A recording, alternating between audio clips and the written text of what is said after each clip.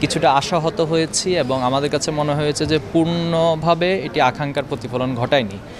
বিশেষ করে আপনি দেখবেন যে এই উপমহাদেশে ব্রিটিশ বিরোধী যে আন্দোলন হয়েছে, আমাদের এই ভূখণ্ড থেকে লড়াই সংগ্রাম করেছে, সেটাকে খুব ভালোভাবে ফোকাস করা হয়নি, স্বীকৃতি দেওয়া হয়নি।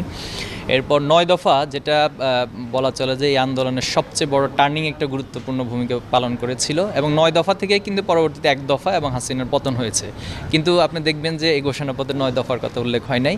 এবং আন্দোলনের টোটাল যে পলিসি মেকিংয়ের সাথে যত ধরনের স্টেক্স ছিল, এখানে পাবলিক বিশ্ববিদ্যালয় ছিল, প্রাইভেট ইউনিভার্সিটি ছিল, স্কুল, কলেজ, মাদ্রাসা, ইংলিশ মিডিয়াম, পলিটেকনিক ইনস্টিটিউট, সবার ভূমিকা ছিল।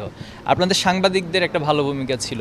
এরপরে হচ্ছে অনলাইন অ্যাক্টিভিস্ট যারা ছিল, বিদেশে যারা ছিল, প্রচণ্ড তাদের ভালো ভূমিকা ছিল। কিন্তু এই ভূমিকাগুলোর কথা এত বিস্তৃত একটি মানে ঘোষণাপত্র, কিন্তু এই গুরুত্বপূর্ণ পয়েন্টগুলো সেখানে স্থান পায়নি, যেটা আমরা কিছুটা আশাহত হয়েছি।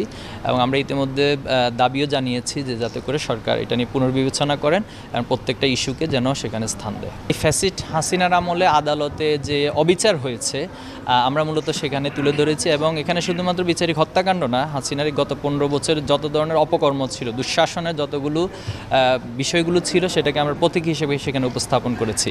তো দুর্ভাগ্যজনক হলেও সত্য, যারা মত প্রকাশের স্বাধীনতার কথা বলে বলে মুখে ফেনা তোলে, তারাই মব সন্ত্রাস সৃষ্টি করে কিন্তু ছবিগুলো নামিয়ে নিয়েছে।